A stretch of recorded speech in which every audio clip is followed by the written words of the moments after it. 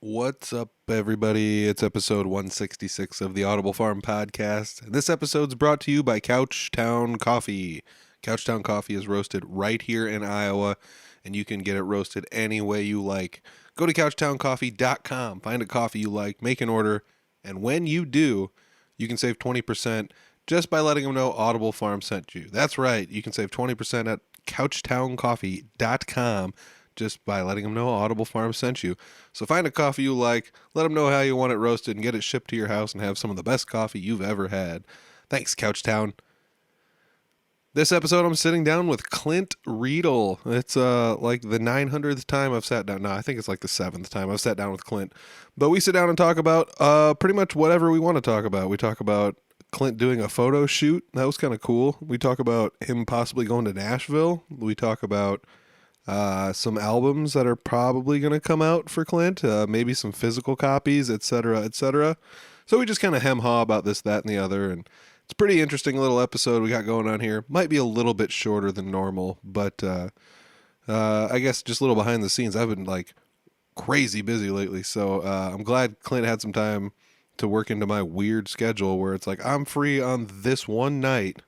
Can you make it happen? And he said yes. So hats off to you, Clint. I appreciate it. So this is episode 166 with my buddy, Clint Riedel. It's the Audible Farm Podcast with your host, Peter Stockdale.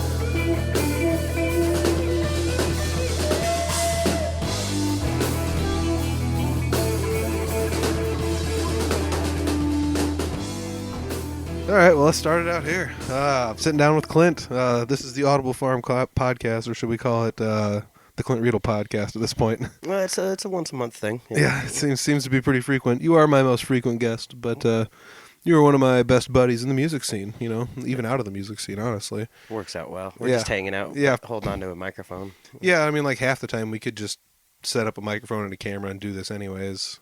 Old-timey, But I guess, it does take a little effort to actually get the microphone out and actually start recording stuff. But one thing I was going to ask you about was recently you were talking about how you did a photo shoot kind of thing at Iowa Central. Yeah. What was all that about? I remember you said something about that. Well, Shelly and Rochelle working out at Central College, they're great people, and they have a drive to help like us fledgling musicians and locals, they're really giving back to the community. Anyway, I got invited to just be a model per se, and then each student would take turns like going around shooting. Everyone brought a model, so there was cool. you'll have and we were in the same spots, so they're forced to use that environment with that person and see what their mind creates compared to someone else's eye, in that's cool. Yeah. Yeah, so it's like that's actually a really fun assignment to think about that. I mean, you could just have everyone stand there and everyone walk up and take pictures and it'd be whatever, but you guys I guess where were you at to like pose or whatever? Were you like were you like somewhere cool? Were you outside or? Yeah, everyone got a different station, I guess, and I was in the auditorium. Never been in the auditorium out at Central. It's beautiful. Yep, it's very nice. We were in the stairwell, so there's great angles, and they're bringing these. So I took photography in college way back in the day, but we had a dark room, and now they have like these like lights, and they've got little time switches on it that are attached remotely to their camera. It's just intense. Yeah. Like technology. But yeah, so everyone was just stationed somewhere else, and I'm excited to see it, and honestly I hope I get to. I don't know. So Rochelle, if you're listening, please let me know when your students are done and graded.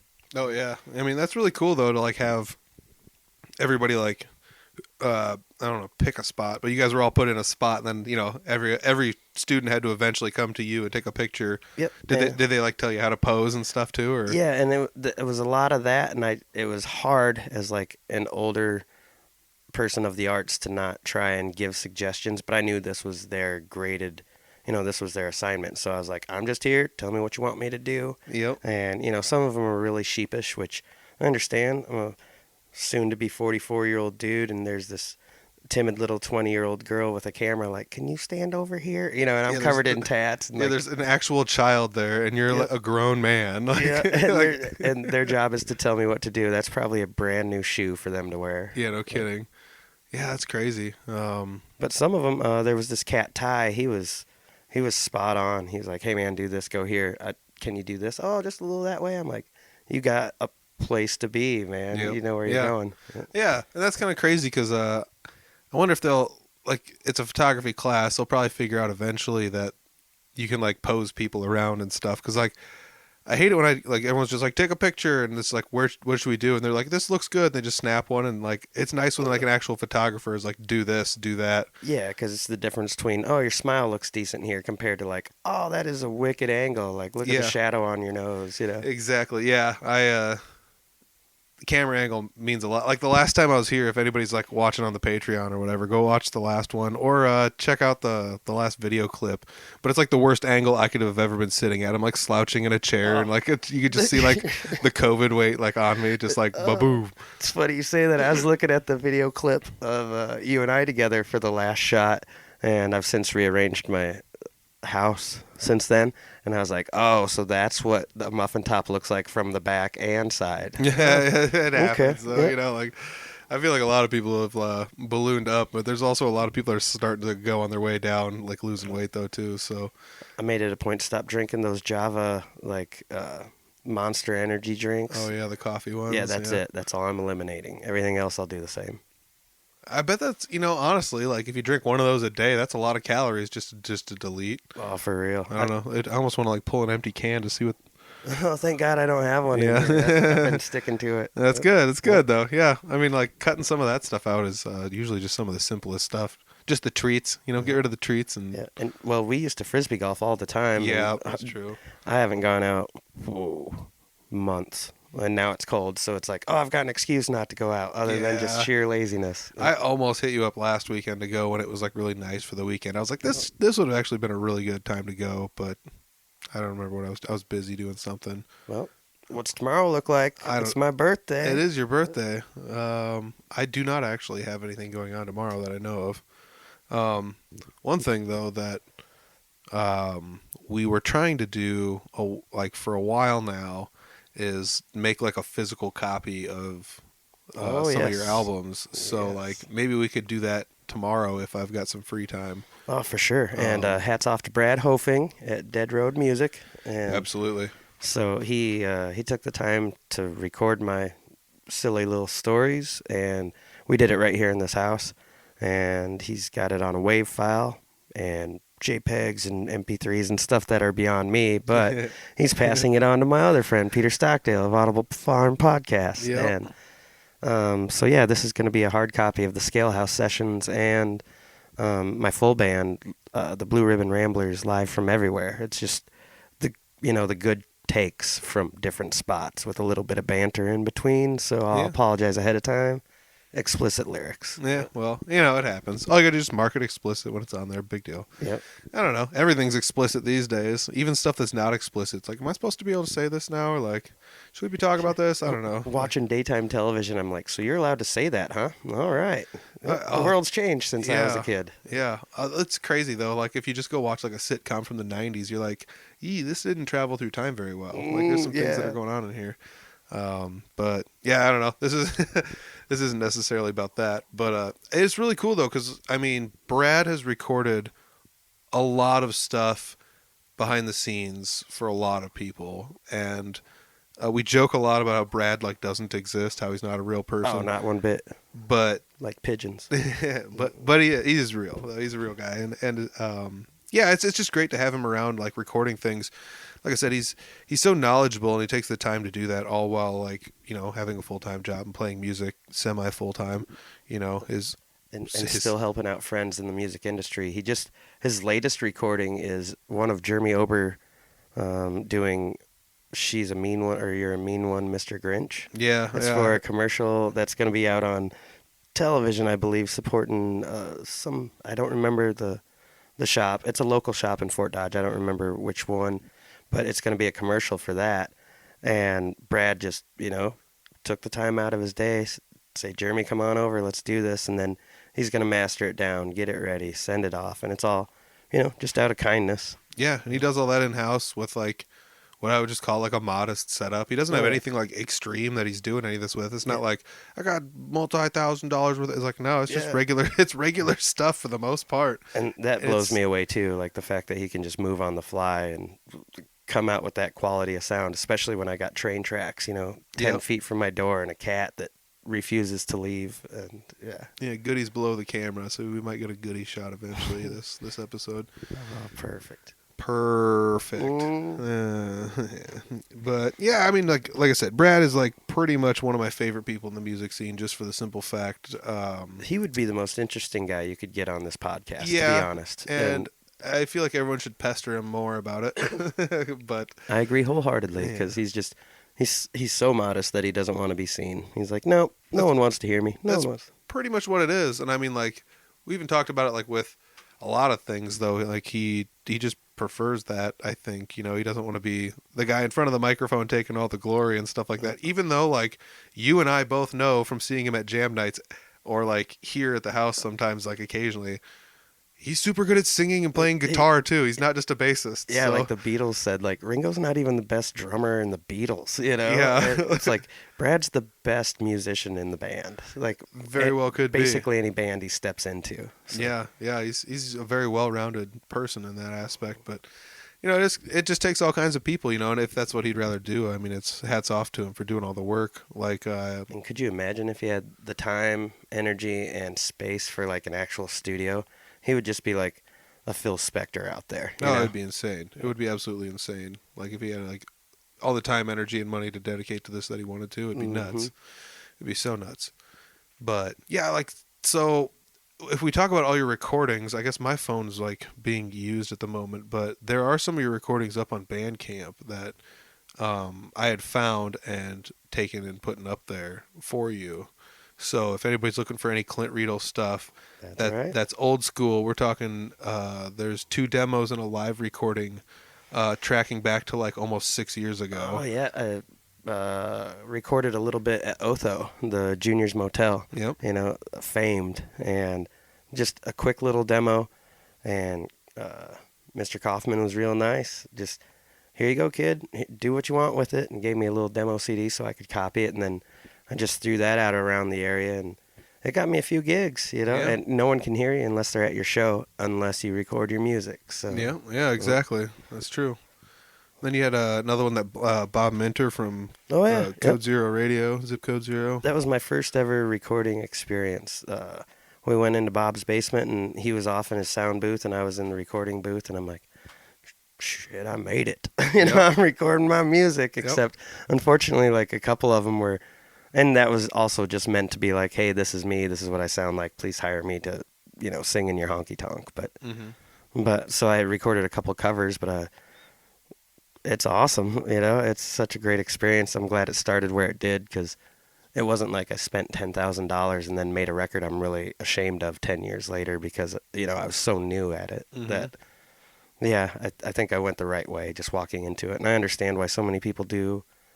Like Jesse, he's got an in-house studio as well. Well, so do you, just in like, well, let's work out all the bugs here. And if I do want to spend that kind of money, I know what to expect, and it's not going to be overwhelming, and I'll be prepared. Yeah. I mean, like, that's where if I ever recorded anything for anybody, I'd just be like, this is a demo. Like, don't ever call it anything more than a demo, because this is going to be rough, Yep.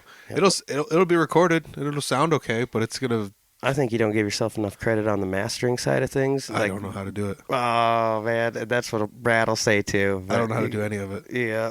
Well, honestly, like, mixing is one thing. Like, you can mix and have no training and be okay at it, like, to an extent. But mastering, I apparently is, like, some next level. It's like when a witch is like making a brew, it's like the last little like sprinkle of stuff she puts in, like that's the mastering, and like that's the ingredient that sets it off. And I can't find like the wort of newt. Yeah, exactly. Yep. Exactly. Eye of newt, tail of newt, rest of newt. And I screwed this whole CD up. Yeah, pretty much. Yep. So yeah, I mean there's some cool nuances that go into that, but it's also weird. Like I guess you guys get a bonus to listen to the fact that like I was never trained how to like make videos, record, do any of this stuff. I'm just guessing my way through it as I'm doing it. So Another plug, Peter made my videos Yep. for Hey There Ma, and tying one on was just an outtake, but that turned out great. You were just Yep. hanging out with your camera, and I was, Is that recorded anywhere else? I don't think so. All right. It Well, might be on this Live from Everywhere, but I doubt it. cool. Yeah, we'll have to check it out. Yeah, Brad just gave me that zip drive with all that stuff on it, and to be honest, that's 3 years ago, so Yeah. it's hard to tell. And that's also really crazy because like, so you do have like we're gonna come back to that, but you do have a live album also on Bandcamp as well. And I can't remember what was it called, like Strange Days and Restless Nights or Oh, something. Strange Days and Hard Nights. There you go. Yeah. So that was like literally like 5 years ago. Almost 6 years ago or something like that. Yeah, recorded it in a blizzard while the Hawkeyes were playing in the Rose Bowl, so nobody showed up. Yep. But it was a great time. Rented a space and just nailed it. You get one try. Yep. Yeah. I mean, that was like a live show though, right? Yep. Yeah. That's really crazy, So you do have like one live album actually out there somewhere. And the other thing that's cool is like I can't remember what we were doing. We were just sitting here and we were going through all your CDs, like looking at like what was on there. And then you're like, "Oh, here, this is a demo I recorded." I was like, "What? No." So then you like started peeling through and finding them all. I was like, "We got to solidify these things somewhere." So we put them on Bandcamp. So if you want, you can buy those albums digitally on Bandcamp. And I do know for a fact there's on at least 2 of them there's bonus songs if you buy the album. So Right on. so that's how we ended up setting that up. Soon to be more up there, but also there is another album of yours out there that's not on Bandcamp yet. Yep. And it's the Scalehouse Sessions, and that's actually available anywhere you listen. You can stream. We're talking iTunes, the whole 9 yards. So if you guys are doing Spotify or whatever, you can listen to it on there. Clint Riedel Scalehouse Sessions. Yep. All Brad's doing, I tell you. Yeah, and that's like you said, Brad can come over with about like one bag full of gear and a laptop, and record an album for you. Yeah, and it Goody sounds Two that Shoes good. is on his lap, and I'm gargling wild turkey because I got a sore throat, and Yeah. it's just magic. Yeah, it's crazy, and he recorded that album for you, so that's all, like I said, available pretty much anywhere if you want to buy that. It will be on Bandcamp eventually. Yeah, I'm But super excited for the hard copies, and you're probably the best ear, for these questions. Like, what's the best pricing, that you can see, and like for the rates, you have to buy 1,000 to get any sort of deal on it. yeah, I mean, you have to kind of buy a lot to get like the really good deals, but at the same rate, like when I had the ones for Three Finger Betty made the CDs, like it is a slim jewel case with a cover and a CD. Like that's all that it is, and I can't remember what the cost is, but they're not insanely expensive. I remember we sat and looked at it one time together. So Well, and I love your vinyls too for Three Finger Betty, but like when you look into the prices of that, it's like, ooh, it's gonna be a while before I make some vinyls. yeah, if you only want to buy a small handful of them, they're like $20 or $30 a pop. Like, Yeah. you have to start upping your quantity to even make it even worth your while, and that's where it was tough with Three Finger Betty, because it was just like, I mean, you almost should charge like $25 or $30 for a vinyl. Yeah, But ours is just a 6-song EP, so it's like we shouldn't charge like $1 zillion for this, So we literally are like breaking even by selling them, like, Yep. and that's it kind of sucks, but I guess Then you get guys like me, like, this is cool. You got to see this, showing off Yep. the red disc, yeah, and the artwork, the red disc is cool. So, yeah, I mean, that's gonna be like the next thing coming out for you will be some physical copies of the Scalehouse Sessions. That will be that's like next on the docket for you and I to tackle together. So whether or not we go over to the junkyard in Barnum and steal some of their internet, Yep. borrow it, Dirty folk musician. Yep. Don't have the Wi-Fi. yeah, whether we do that or whatever ends up happening. So we'll have to get that done here sometime in the next couple weeks.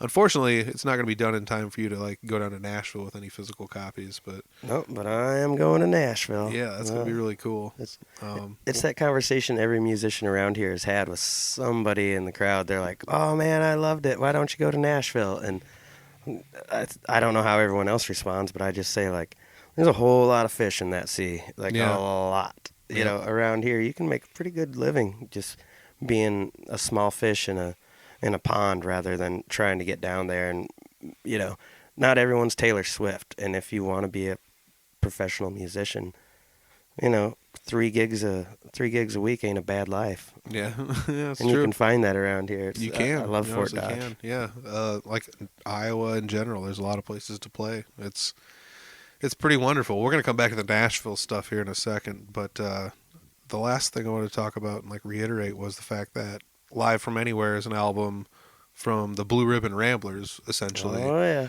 So it's is it all Rambler songs, or are there other songs Nope, on there? it's just all Rambler songs, but there might be a couple that cross over from Scalehouse Sessions, my solo album, just because it's a good song, but it's an entirely different view of it. Like once Jordan's wailing on the lead guitar and Caleb's banging on the drums and Brad's playing along with the bass, it's a whole different energy for the exact same lyrics. Yeah, exactly. So that's really cool though, because like I said, Brad is not only like recording stuff like for a lot of people, but he does run sound on occasion for people too. Yep. And when he does, he's a lot of times recording what's coming off of his soundboard, and he's got a nice enough one for a live situation that it allows him to manipulate it afterwards, track by track, so you can go through and mix stuff and stuff. And I'm not exactly sure how that board works, but whatever he's mixing live sounds great too. He just ran sound for Full Brutal show down at Shiny Top, and I showed up and I'm like, man, that sounds good. Because if you've ever been to a Brutal Republic show, it can be like in your face aggressive. Yeah. They got the half stack and Vino's turned up to 11, and Caleb's just punching the drums like they owe him money. Yep. But Brad's got it dialed in, and they're all comfortable, and they just sound like $1 million in a room that is hard, I know personally, to dial in for sound. Yeah, definitely. A lot of times when I've been there, I've brought our own sound equipment because it's like, well, I don't want to. I always hate going. It's hard trusting someone else. Yeah, it's hard.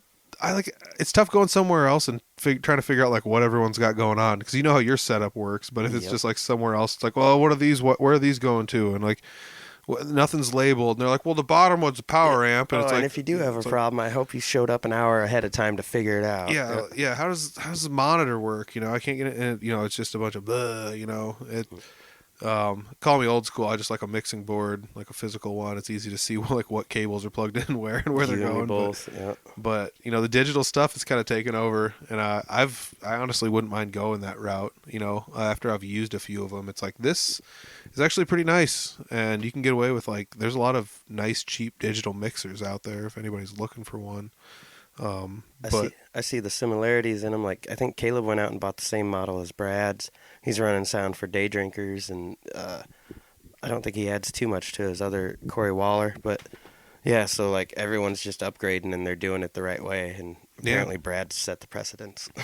Yeah, I mean, like, and I'm not trying to like point fingers at people, but he's been coming to jam nights lately. Chris Carr. Like, yeah, no doubt. I feel like a lot of that's Chris Carr. I mean, like, I know he's got the same live mixer. Yeah, that's where Brad bought it. I think actually I bought it for Brad. Yeah, and he influences a lot of people, whether or not he knows he does. And some of that comes from the fact that he ran a music shop in town for years. His opinion's really valued around this area. Yeah, because he wasn't just a musician; he was a gigging musician, so he knew what worked and what didn't, and how it worked. Yeah.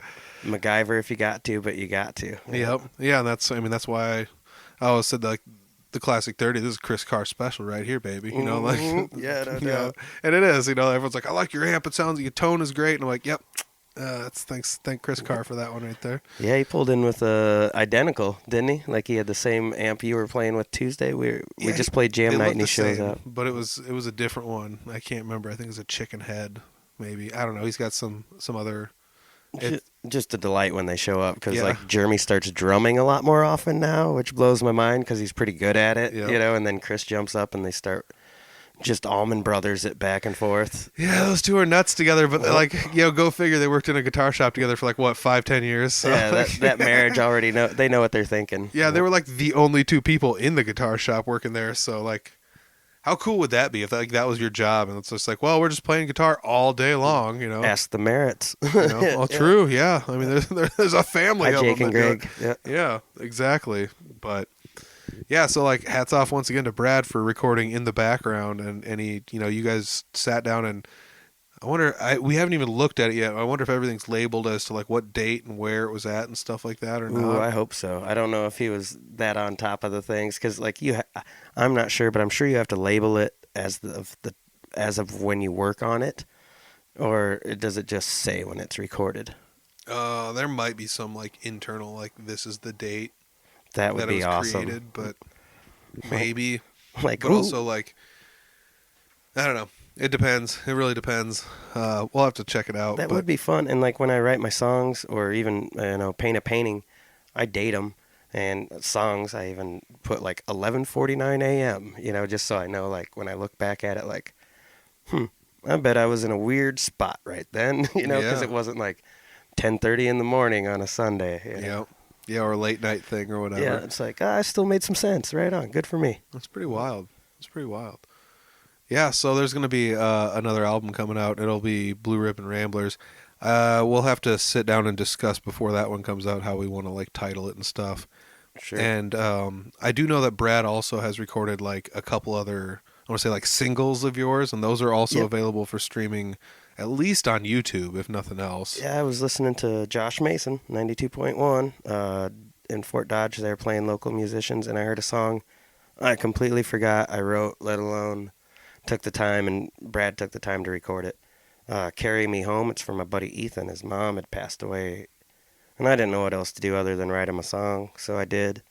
And I was like, well, we can get this on the radio by Friday, because he was heading off to Colorado for the visitation and all that fun stuff. And I was like, well, we can get this on the radio in time.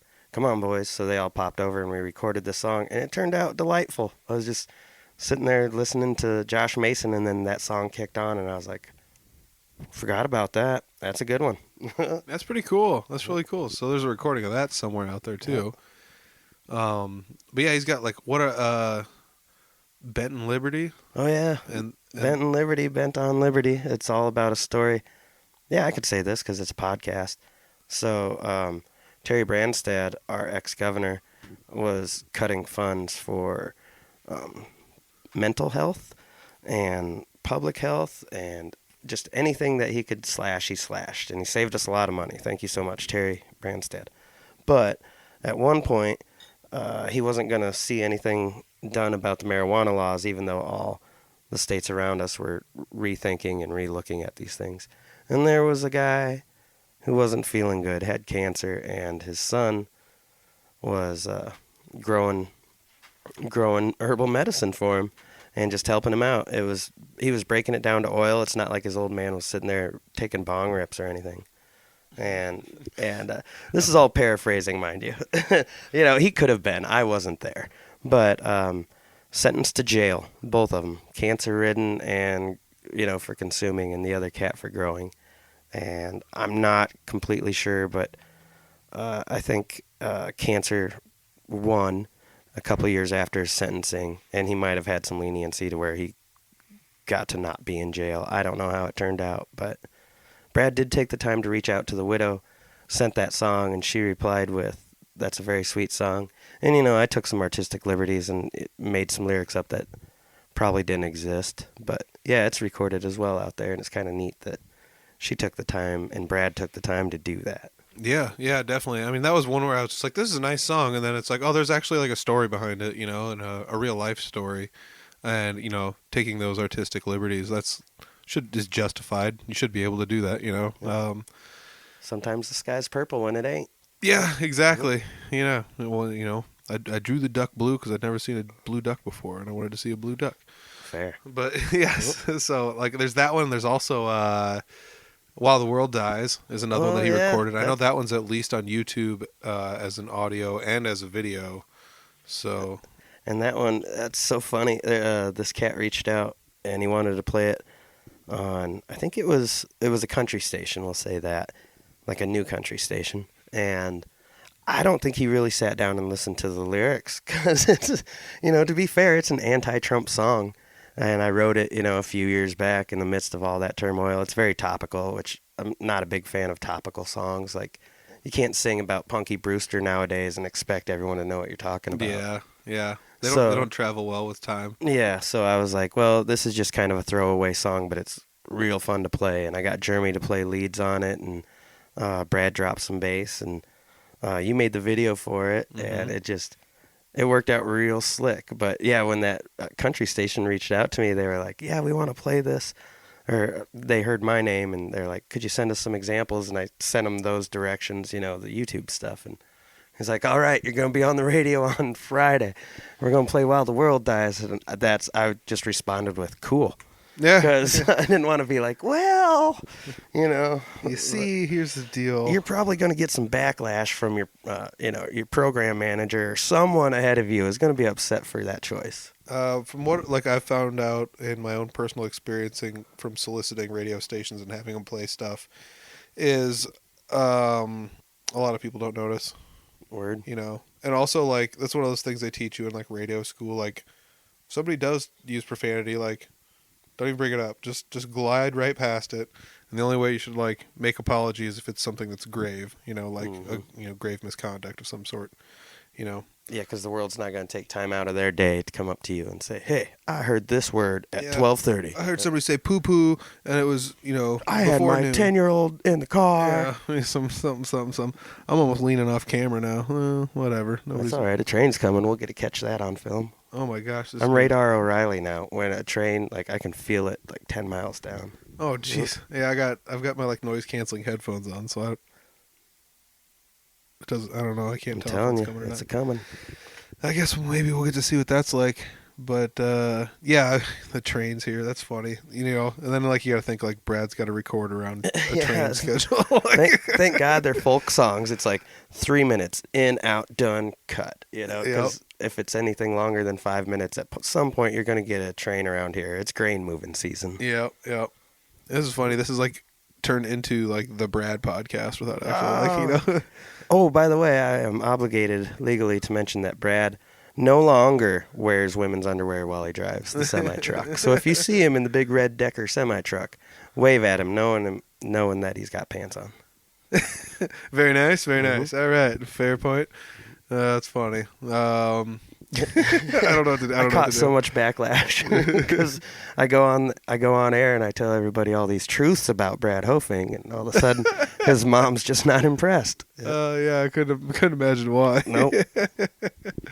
But bless his heart. So he actually went out and recorded a whole pile of your Blue Ribbon Rambler stuff. Oh, and some of the recordings he's done of Jeremy are phenomenal. Oh, yeah. He caught their protest, they had that pipeline protest show up at the library, and Caleb was upset with his microphone being in the way or something, so he just whipped it out of his face, and Vino's bass rig wasn't run through the system, but he somehow used the mic that Caleb was mad at and swung around to pick up Vino's bass and track that through. And I don't know if any of you guys out there know how hard that is to clean up, but it sounds great. It's Jesus, Brad, how'd you do that? Yeah, he's a little bit of a wizard when it comes down to that stuff. So eventually, you go to follow Clint on Facebook or something, but eventually that will be out somehow. For sure. Whether or not we should probably release it as a Blue Ribbon Ramblers thing, but we'll see what ends up. Where it all ends up going. So it'll be all over the place, hopefully. Yeah, might have just let Brad do it if he wants to upload it somewhere, because he did upload your last album, didn't he? I think that was you, man. I don't remember who uploaded your last album, because I don't think I did. It certainly wasn't me. Oh yeah, well we'll have to figure out what's going to be the best option for that one too. But yeah, so changing on to the subjects, I think this is going to be a slightly shorter podcast than normal. We're already a half an hour in, but I know I don't have much recording space on my phone left to record any video. Good, he hasn't made a single appearance yet. Nope, but she's literally laying right next to the camera. Oh, I should pick her up real quick, just so. No, that's cool. For those of you that are watching. No, that's awesome. Be prepared. If you have a weak stomach, my cat has what we call face cancer, and she looks like an extra in a zombie film. Jeremy Ober says. Unnecessary. So I'm going to show her to you real quick. This will not be in the video clip. This will just be in the Patreon. Oh my God, they're going to kick me off YouTube. Oh, hopefully the lighting's not super great. Oh my gosh, can you see? I don't know if you can see that. She's the cutest thing ever. Well, you can see a silhouette of a cat. She's the most beautiful thing ever. She just yes. smells a little rough. Yeah, she's definitely one of my favorite kitties of all time. So all time. Yeah, and it is unfortunate. We did talk about that a little bit in the last podcast. I think it even made it into the clip. But yeah, Goody kind of made an appearance a little bit in there. Little show stealer. There she goes. Let's see if she hits the camera. Doink. Nope. Train ninja. Graceful cat. It's so funny because like I'm watching the screen to see if you guys can see what we're seeing, but you definitely can't. So, rock and roll to Goody, sneaking in and out, a little sleuth. Being a nice recording studio cat too. Always. She's been on every album recorded in this place. Yep. The last podcast, she was almost audible. Like if you really listen to it, you can kind of hear her at one spot. But otherwise, yeah, she's a pretty nice cat. I thought she was mute for like the first 2 years. She just didn't say nothing. Just kind of hung out. And then all of a sudden, this cat named Larry comes around, teaches her to use her voice, and now she just doesn't shut up. It's like, oh, by the way, I'm really, really hungry. It's 4 a.m. I know. That's hilarious. Oh, man. So you're going to end up going to Nashville here. That's going to be the next topic. Yeah. Jesse Wilson, you play in his band. Yeah, I heard of him. He's this asshole, I know. But no, he's nice guy. Yeah, he's a great dude. And he said, he went out and did the songwriter round. And he said, I got kind of an in now. So he lined up a date for himself to be in a songwriter round and then gave me the information. And I actually followed up on it and sent this lady an email. And she responded back with, yeah, we've got these slots show up before this time. Excited to hear from you. So it's like, yeah, buddy. And then Jesse went out of his way and got the Airbnb for 4 days. Me, him, Jeremy Ober, we're all going to go down. Pete, you should go. You should go to Nashville. I wish. Yeah. I wish. Well, no reason not to. So yeah, we're all going to head down there, and I already talked to that lady in charge of. I don't remember the name of the bar, but yeah, going to try and get my foot in the door down there. But like I say, it's an experience. I'm more excited for like East Nashville to go see, Todd Snyder's like Purple Church, and That'd be cool. Just hang out in the places that I've heard about only in song lyrics. Yeah, Jesse was talking about that too. It's like he knows a few places to go where, you could go in there and there might be like open mics or you can get up there for a song or two and then get popped back down. Yeah, I'm not expecting to get a paying gig like, traveling to Oklahoma. I was like, I can make money on this trip. But traveling to Nashville, I'm like, these people have got everything lined up for about the next year and a half. So, but yeah, I mean, like he went down there the first time blindly and explored a bunch of stuff and figured some stuff out. So now he knows some places to go, and he's just going to do the same thing he did last time. He said, and explore some new places. So, oh yeah, build that web. You never know. Like we were talking about it, like what if you just take like a random jaunt to a suburb, or like you're just outside of town and you're like going to some podunk bar and it's just packed full of people, and you're like, can I play here tonight for like $100? Just throw out a short number and just be like, yeah. Well, I'm bringing my tower and everything else just in case something like that happens, because there's honestly a couple, the Devil's Backbone Tavern, Todd Snyder's hangout back in the day. Like, I want to go see this place, and it's one of those, like, you're going to travel 45 minutes, and it's going to be worth it. Cool. That's cool. Yeah, because, I mean, the best stuff isn't always, like, right there downtown or whatever, I mean... It's like watching Rick Steves, the tourist guy on Iowa Public Television. He's like, yeah, expect the tourist stuff if you're going, if you want to see the Coliseum, you're going to be surrounded by tourists. Enjoy it. Embrace it. He's like, but if you want to experience the culture, he's like, 4 blocks that way. Yeah, it's literally what it is. Yep. So, yeah, we'll see the Strip and I'll embrace it. But, like, I came here for the 4 blocks away Nashville. Yep. Yeah, I mean, I was listening to a podcast recently. They were talking about that with, like, Bourbon Street. They said, like, Bourbon Street's, like, crazy. Just people just hanging off balconies, just wasted.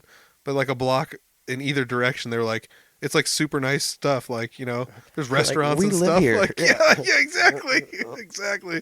It's people. There's people that live there. Like, they have to go to an actual job and stuff. Like...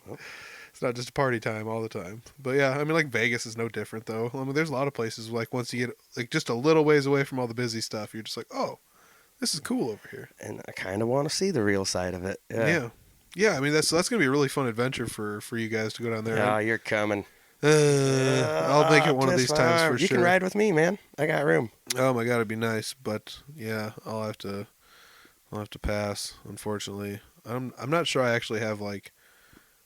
I'd probably have the vacation days to do it, but probably not on such a short notice is the issue. So I was gonna say real life steps in the way sometimes. yeah, and I mean that's why the podcast wasn't out last week. And I mean, if it's not like gigging is getting in the way of doing the podcast, but it is kind of tough to do everything I want to do. There's not enough hours in the day anymore, you know.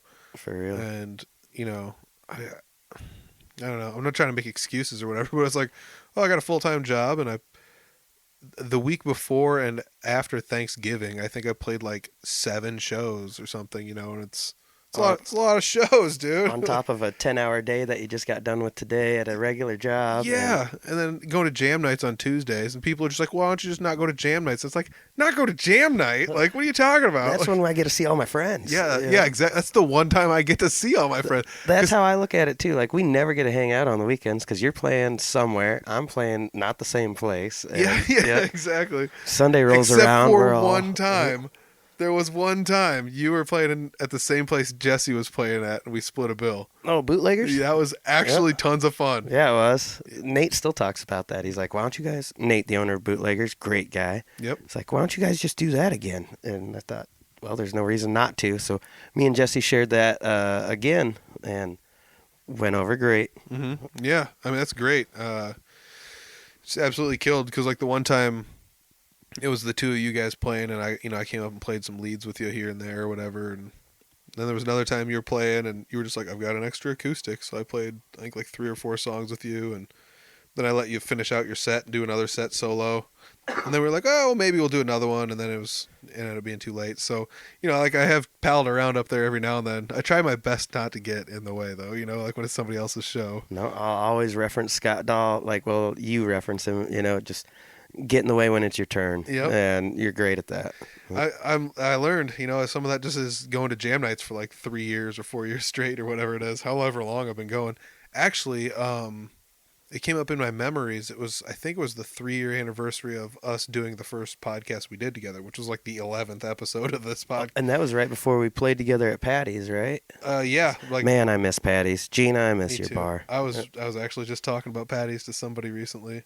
Like, I used to go to school and then went to work after, like, go to college, and then I went to work after college, and then after that I like came home and did my homework, and then after that I would drive to the Patty's Pub Jam. Oh, sure. And that goes on till, 2. Yeah, I mean, they would those things would go on until 11, 12, 1, depending on who were there, how many people were there, but I would always just... There were just so many musicians that would show up there. It was unreal. Just like everyone was carrying a case of some sort in. Yep. I always tossed a guitar in my car, and I always tried to carry it in and sneak in, but Ober always noticed, so, you know, hats off to him. But one of the advantages to being immortal. Yeah. You could see in the dark. Yeah. But it's pretty crazy, though, to think that, like, you know, been doing the podcast for at least 3 years, and that's, like, how I met you, and that's how I met, like, almost, you know, I would say it's how I've met like 50% of the people I've done the podcast like have been people I didn't know beforehand, or like maybe like 30 or 40%. Oh, just the people like you've done podcasts with, and then they end up at the jam is pretty freaking cool. Like that is cool. Oh man, Chris Anderson, he showed up. I shared a bill with him. He was kind enough to let me play a show with him down in Des Moines, and you showed up there. Yep. And I'm playing a little bit with you guys.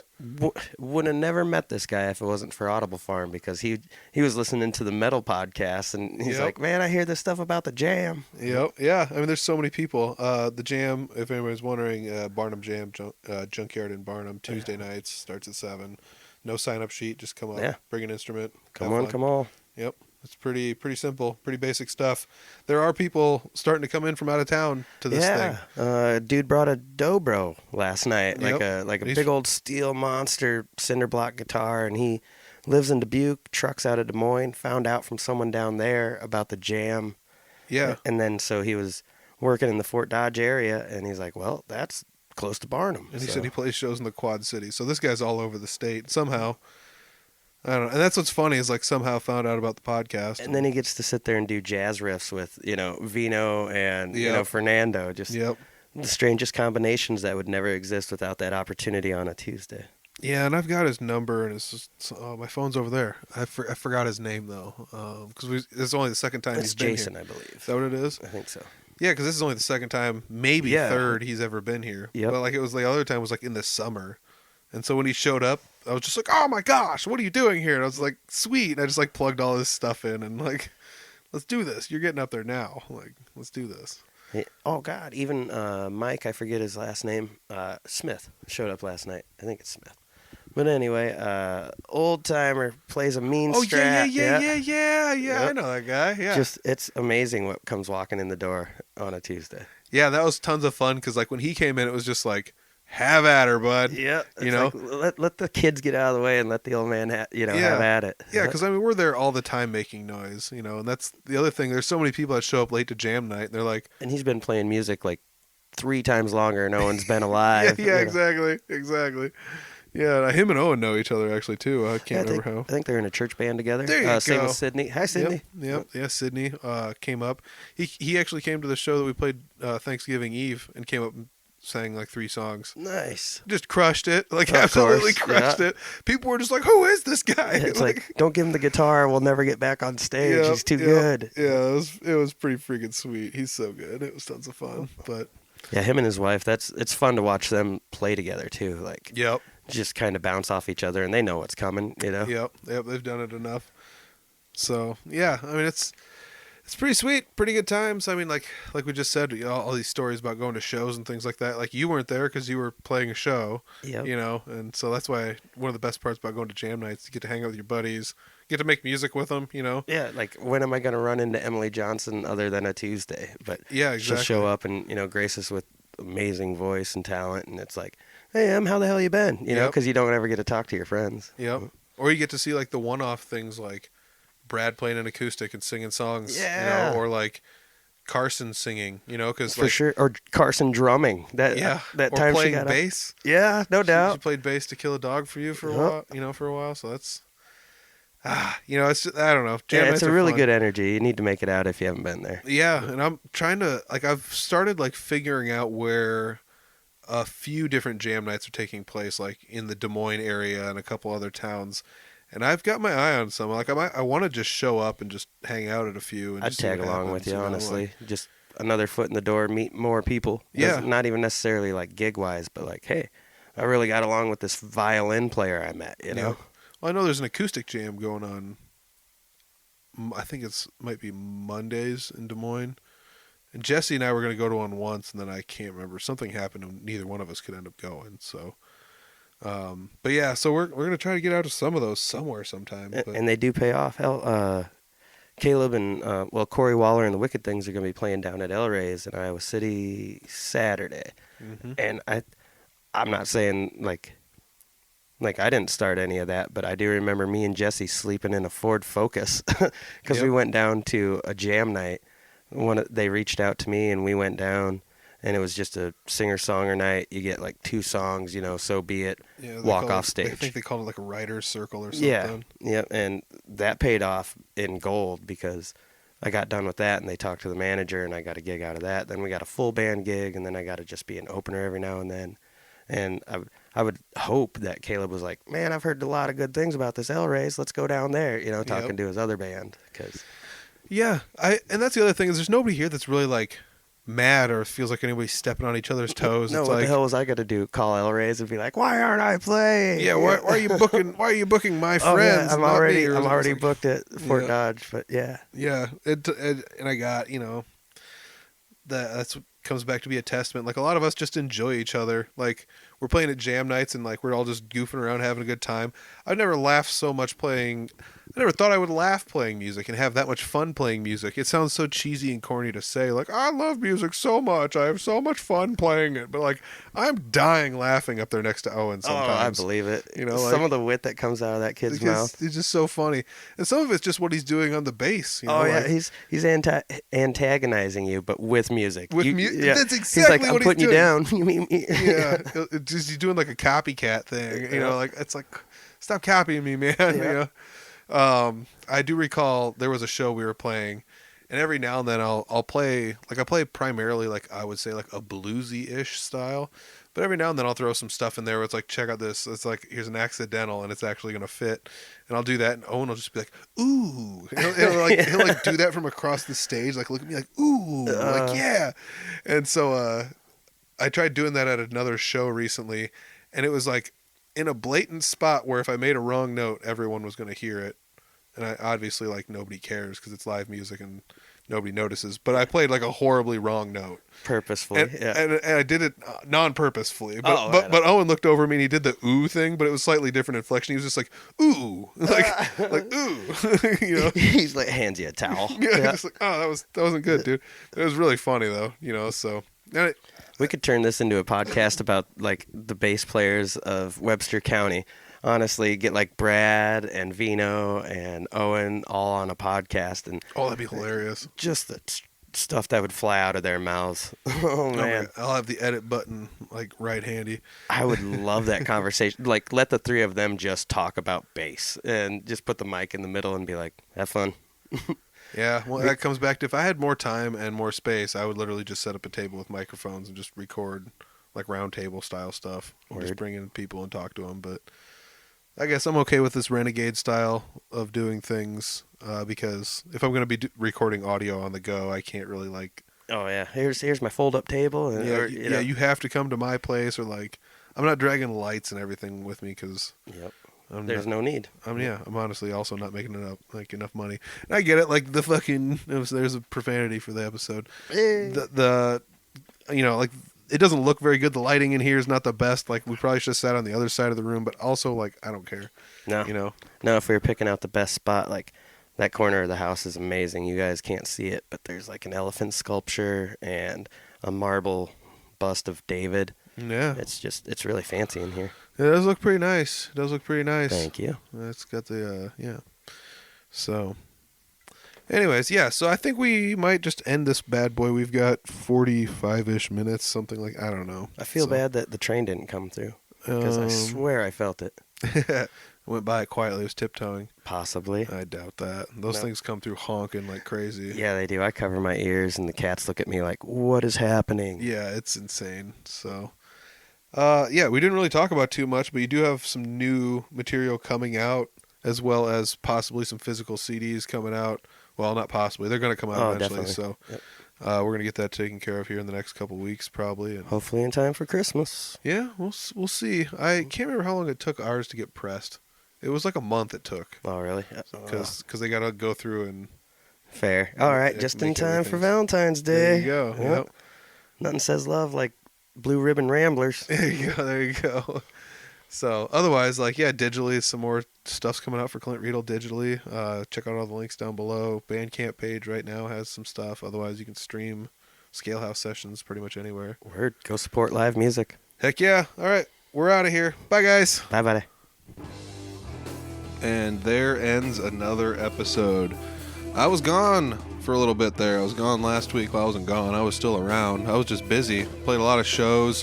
Been working quite a bit. Starting to work weekends and stuff now, too. So, yeah, it'll take a little bit out of you working 6 days a week and playing 3-4 shows a week. And it's just kind of crazy. So, been all across the state doing all sorts of fun stuff. Hats off to everybody that's let me play with them. 3 different bands and just doing all this stuff. You know, I really enjoy going out there playing music, and I'm glad there's people like Clint around to hang out with when I'm not playing music. You know, we talked about that fun thing with musicians where we don't get to see each other very often unless it's like a weird situation where somebody doesn't have a show or we go to a jam night. So support your local musicians, support your buddies, go out and say hi to your peers at your local jam nights, things like that. Just go see what's going on, pal around with some people. You never know who you'll run into. It's a fun networking opportunity. So I'm going to say check out all Clint's links down below, the Bandcamp, if you guys want to buy some digital copies of Clint's music. I think like 95% of the money spent there goes to Clint. So Bandcamp is usually pretty good about that. They give quite a bit of their money. I don't know exactly what the fee is. I haven't looked at it in a while, but it's not like the whole Spotify streaming thing. So if you want to go check it out there. I think we talked about it in this episode. There's some bonus material on some of those. More music to come as well. We're going to get some physical copies ordered for Clint. I'm kind of behind the scenes helping him out on that as we talked about in this episode. So I think Clint should have some physical copies, and he wanted some, so we're going to try our best to get it done. And hats off to Brad for diligently working behind the scenes. He's like the secret sauce. He's the secret sauce. He's the glue that holds this all together as far as I'm concerned. He's a good guy. He does a lot of work for everybody behind the scenes. So thank you very much, Brad, for everything you're doing. Dead Road Music. You won't find too much about it out there, but it's there, and it's doing a lot of work in the Northern Iowa music scene. So thank you very much, Brad, for doing all that hard work.